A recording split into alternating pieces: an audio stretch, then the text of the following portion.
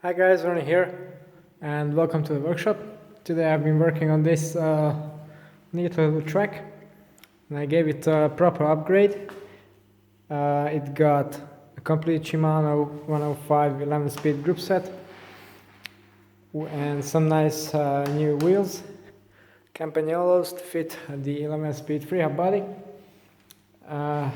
And this is the group set that replaced its old Sora 9-speed group set, which was so worn out that I actually couldn't get it working properly because it had too much play in the jockey wheels, in the derailleur itself, and in the lever body mechanics. So yeah, 11 speed was the way to go.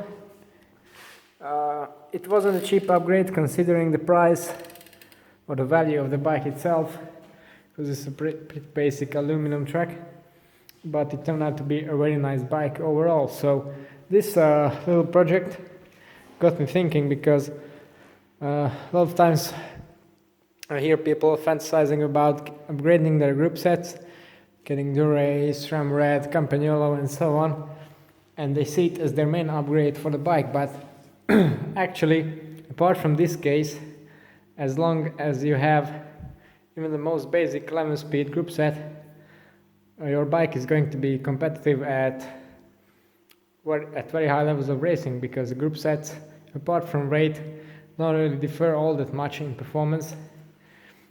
And the things that differ are most of the wheels, the aerodynamics of the wheel, and the ride characteristics of the frame itself. So what I've done to this bike to make it feel really well despite its relative lack of expense, well, I didn't use the stock Shimano 105 cables. I used from nice Teflon coated Dura-Ace cables that I had left over from my bikes, and they fit these bikes perfectly because this is a very small frame. And I used some nice Jaguar shift cables, so this way you get reliable, accurate and crisp shifting despite having 105. So, and also some buttery smooth lever action at the brakes,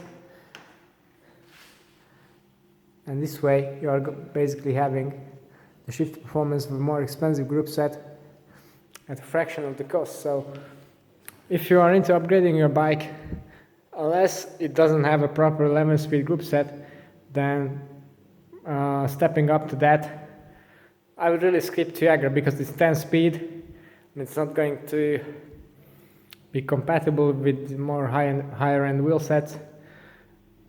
But 11-speed is an excellent choice. You don't even need to change your cranks. These are old 10-speed cranks on there. The spacing is the same, so it's going to work.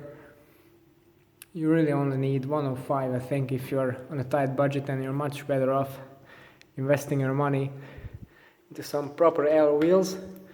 For example, the Zip 302s I have been reviewing earlier. It's a really good value, really high quality wheel set, and of course a frame and maybe a stages or a Quark aluminum power meter, and you're ready to go with your racing and riding package. So your bike is 100% competitive. One more reason I wouldn't consider drivetrain upgrades for big performance changes as such is that these are wear items. You see, your chain, your jockey wheels, your cassette, the chain rings, these are all part of the friction equation. So even if you have a very high-end group set and you don't take care of it, you're going to have more friction and less performance than a properly maintained low-end group set.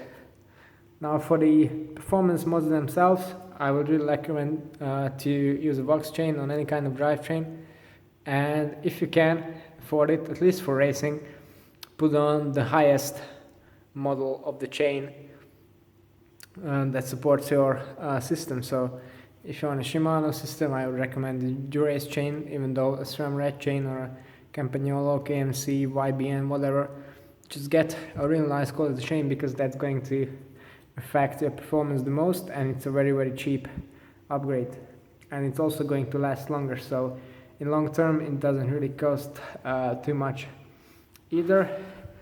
And one minor performance drawback you may experience from lower end drivetrains is the jockey wheels. The bearings in those might not be as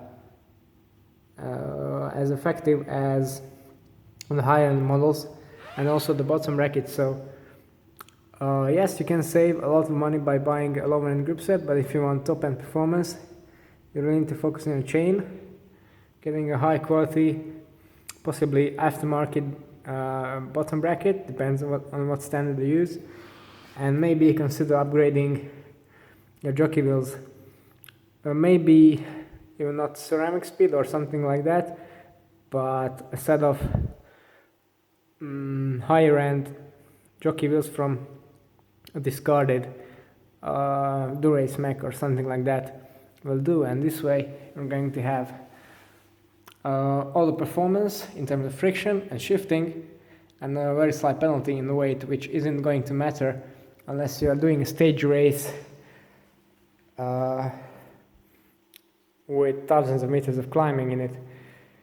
But since we have the UCI 6.8 kilo weight limit, that's quite conservative, and I think even with 105 you can get most modern bikes and frames down to that limit. So yeah, overall not much to lose in terms of performance. Okay, so these were my thoughts after servicing this bike. Actually, I never thought about it like this before, but I thought I'd share this with you. And I'd really like to see your comments on this topic. So don't forget to leave them in the comment section down below. If you want to see more cycling related stuff from more of a high-end spectrum, then don't forget to tune into my channel and subscribe. So for today, thanks for watching, and see you next time.